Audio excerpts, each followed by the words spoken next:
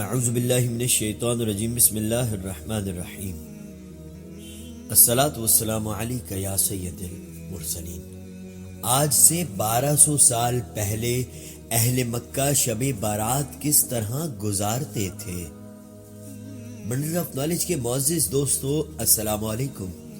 تیسری صدی کے مشہور مؤرخ امام ابو عبداللہ محمد بن اسحاق ابن العباس فاقہی مکی متوفی 275 ہجری میں اپنی تاریخ کی کتاب اخبار مکہ میں باب کا نام ہی یہ رکھتے ہیں کہ ذکر عمل اہل مکہ لیلۃ النفس من شعبان و اجتہادہم فیہا للفضلہا۔ اہل مکہ کا شعبان کی 15ویں رات عمل اور ان کا مجاہدہ اس رات کی فضیلت کی وجہ سے اللہ اکبر۔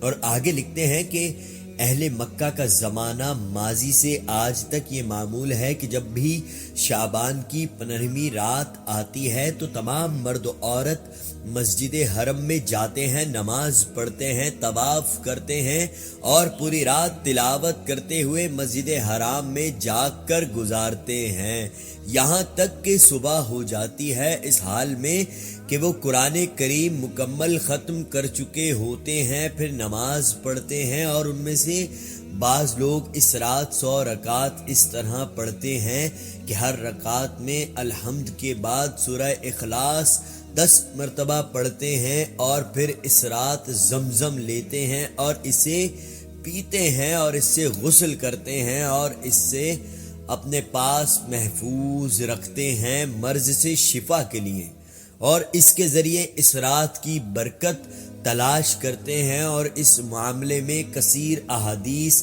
مروی ہیں۔ بحوالہ اخبار مکہ جلد 3 صفحہ نمبر 84 اور زیر نظر تصویر کے لال بریکٹ میں موجود عربی عبارات کا با محاورہ ترجمہ ہم نے آپ تمام دوستوں کی خدمت میں پیش کیا ہے۔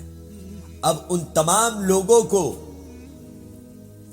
میں ایک بات کہنا چاہتا ہوں جو ہمیشہ ثبوت مانگتے ہیں نا کہ شعبان کی رات 15 شعبان کی رات عبادت کرنا کہاں سے ثابت ہے؟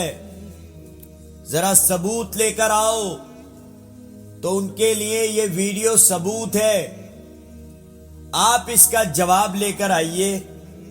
تو 75 ہجری کے اتنے بڑے امام نے مکہ کے رہنے والوں کا 15ویں شعبان کا یہ عمل جو لکھا ہے، کیا یہ جائز ہے یا ناجائز ہے؟